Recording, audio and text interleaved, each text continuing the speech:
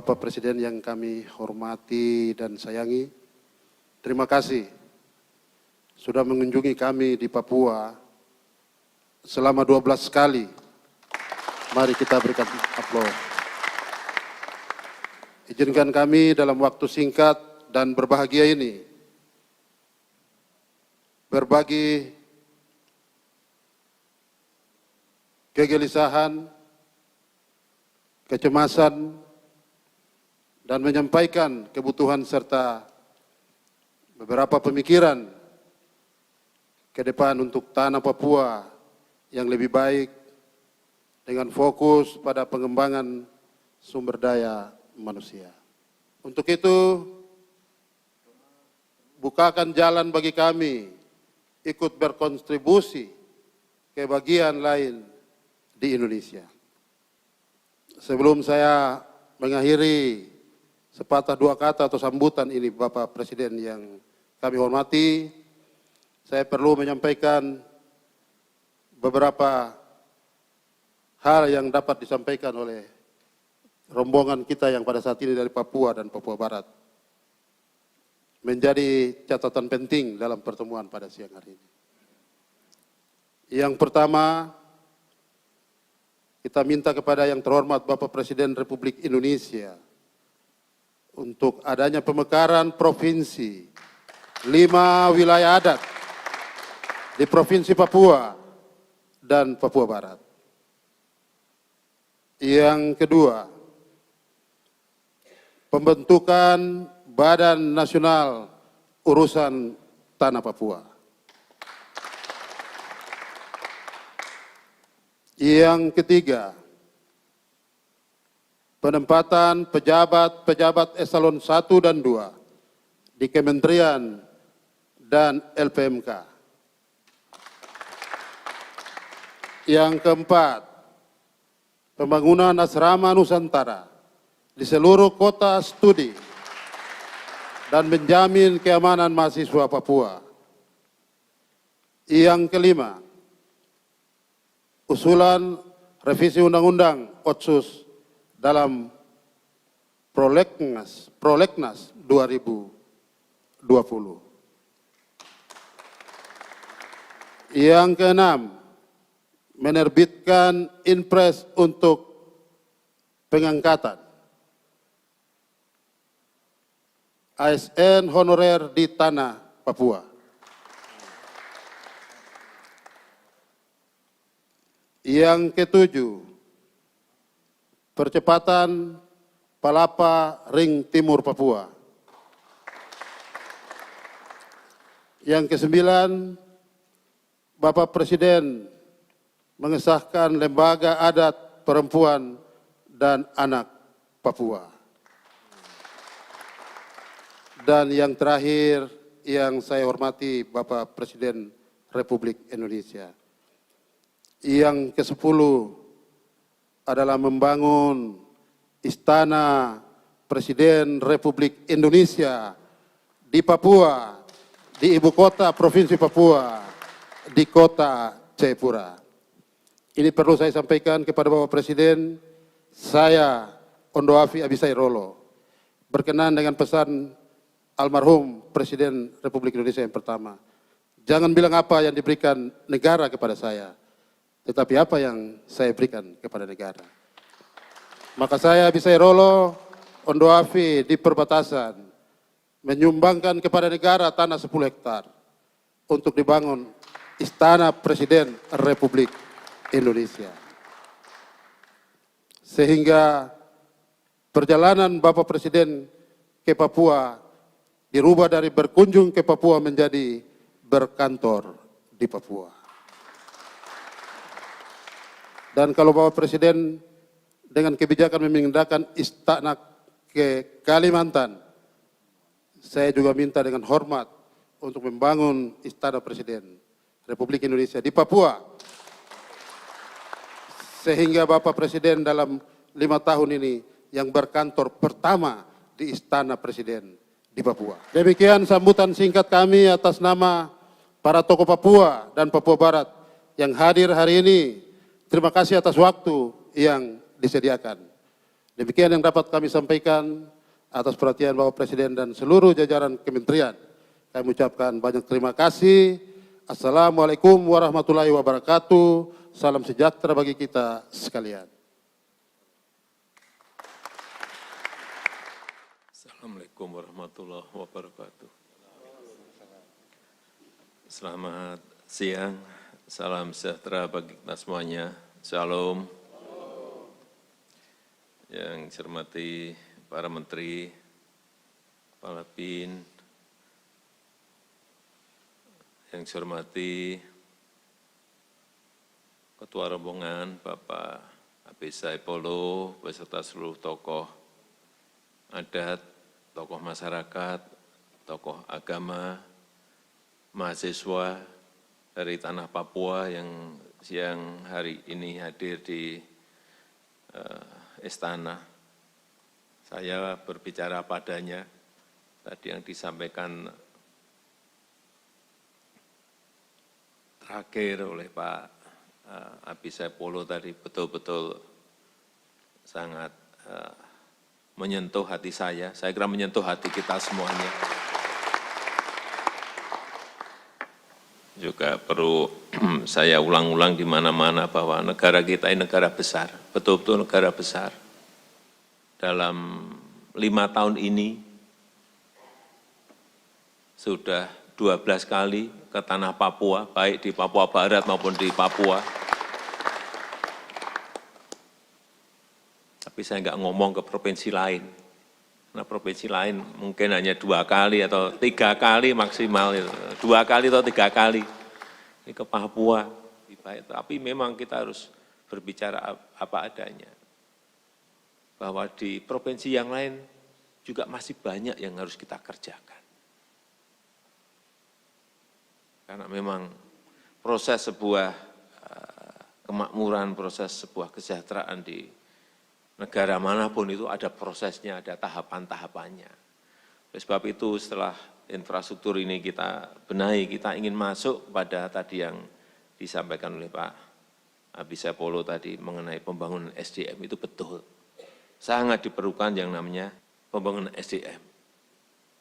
Karena muter-muter kayak apapun, SDM ini menjadi kunci. Tapi saya juga bangga waktu saya ke California di Amerika, saya bertemu mungkin dengan 12 mahasiswa kita yang dari Papua yang saat itu nemuin saya. Bukan pinter-pinter, sangat pinter-pinter.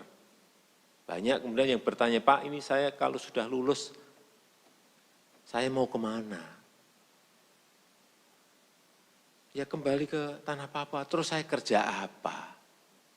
Ya, itu pertanyaan-pertanyaan seperti itu yang memang tidak hanya oleh anak-anak muda di Papua, tapi juga anak-anak muda di provinsi yang lain. Inilah saya kira pekerjaan besar kita. Tetapi saya siang hari ini, saya membuka ini untuk BUMN dan perusahaan swasta besar. Yang akan saya paksa, karena kalau lewat prosedur udah nanti kelamaan lah udah. Jadi kewenangan saya gunakan. Untuk bisa menerima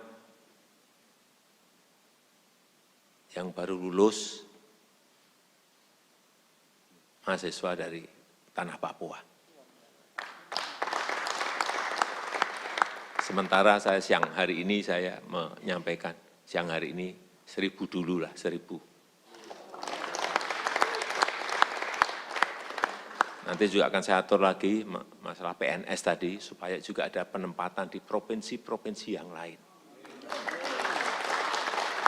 Termasuk mulai kita atur di eselon 1, eselon 2, dan eselon 3 akan kita atur. Yang kedua mengenai yang berkaitan dengan pemekaran. Ya jangan banyak-banyak dulu. Tadi Bapak menyampaikan tambahnya berapa tadi? 5 ini total atau tambahan? Ya, Saya iya, tetapi mungkin sementara tidak 5 dulu.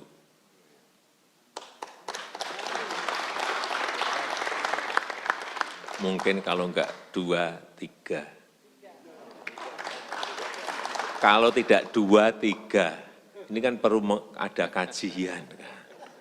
Karena undang-undangnya kelihatannya sudah mendukung ke sana, sehingga, dan saya memang ingin ada dari bawah usulan itu, bukan dari kita, bukan dari keinginan kita, tapi dari keinginan di bawah untuk pemekaran itu.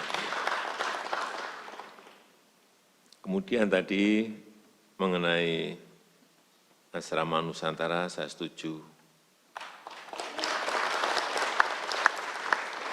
Mengenai Palaparing, ini akan selesai akhir tahun ini, akan selesai semua nanti. Jadi semuanya di tanah Papua nanti 4G semuanya. Kemudian, apa tadi, lembaga adat untuk perempuan, anak dan perempuan Papua, saya kira ya, silakan dibentuk, saya kira juga bagus. Ini untuk apa? Untuk memberikan akselerasi untuk perlindungan anak dan perempuan di Papua, saya kira silakan. Akan saya dukung. Kemudian yang terakhir mengenai Istana Presiden. Ini yang di sana itu yang sulit kan tanahnya. Ini tanahnya tadi sudah disediakan, benar. 10 hektar gratis. Gratis. Kayunya juga gratis.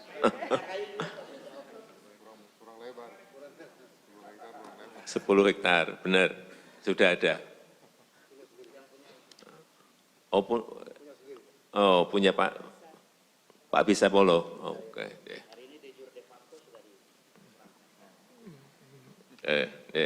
Nanti kalau tadi sampaikan hari ini, de facto sudah diserahkan.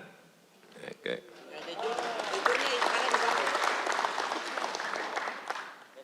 Dan tadi mengenai apa? Badan Nasional untuk urusan Papua ini. Dan kita coba kita apa? Jajaki apakah memungkinkan atau tidak. Nanti akan saya jawab setelah lewat kajian-kajian. Yeah. Saya kira usulan-usulan tadi sangat sekali, sangat bagus sekali, dan akan segera kita lakukan kajian. Mungkin itu sedikit yang bisa saya sampaikan pada kesempatan yang baik ini. Sekali lagi saya sangat menghargai pertemuan pada siang hari ini, dan saya ini masih mengatur waktu untuk bisa segera ke Papua lagi, tapi juga belum apa. Mungkin kalau saya akan berusaha bulan ini untuk ke sana lagi, tapi kalau meleset ya di Oktober lah paling. Karena saya ingin meresmikan jembatan Holtekam secepatnya. Dan juga jalan-jalan Trans Papua yang sudah diselesaikan oleh Kementerian PU saya akan cek, dan juga segera kita resmikan untuk segera bisa digunakan. Saya rasa itu yang bisa saya sampaikan pada kesempatan yang baik ini. Sekali lagi saya mengucapkan terima kasih atas kehadiran Bapak Ibu sekalian, Pak Ketua dan seluruh ketua dan pimpinan adat, tokoh masyarakat, tokoh agama yang hadir, para mahasiswa. Saya tutup, terima kasih. Assalamualaikum warahmatullahi wabarakatuh. Shalom. Ya, jadi hari ini kita diundang untuk berjumpa dengan Bapak Presiden berkaitan dengan situasi yang terjadi beberapa saat yang lalu, antara yang terjadi di Surabaya tetapi imbasnya sampai di Papua dan Papua Barat. Kita semua sudah lihat, dan itulah kita diundang ke sini, adalah kita dari tokoh adat, tokoh agama, dari tokoh pemuda perempuan, dari Papua dan Papua Barat untuk berjumpa dengan Bapak Presiden, yaitu dengan membawa visi misi kita adalah Papua adalah bagian dari NKRI, harga mati untuk NKRI. Ya, harapan kita adalah beberapa hal yang tadi kita sudah sampaikan kepada Bapak Presiden, dan puji Tuhan dan terima kasih yang sebesar-besarnya kepada Bapak Presiden. Semua apa yang kami sampaikan, Bapak Presiden telah menjawab dengan baik untuk dapat dilaksanakan.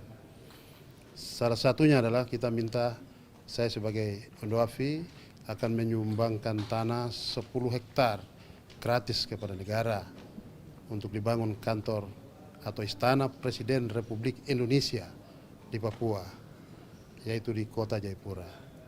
Sehingga Pak Presiden dalam perjalanan ke Papua yang tadinya selalu disebut dengan berkunjung, akan dirubah dengan berkantor di Papua. Sehingga persoalan Papua itu akan lebih gampang diselesaikan dengan baik, karena Papua adalah bagian dari Negara Kesatuan Republik Indonesia. Kondisi terkini di Papua kondusif, aman, semua masyarakat kembali telah melakukan seluruh kegiatannya dengan baik. Yang terakhir saya sampaikan kepada kita semua di tanah Papua dan kota Jayapura, bahwa hanya ada satu bendera di Negara Kesatuan Republik Indonesia, yaitu bendera merah putih. Tidak ada bendera yang lain.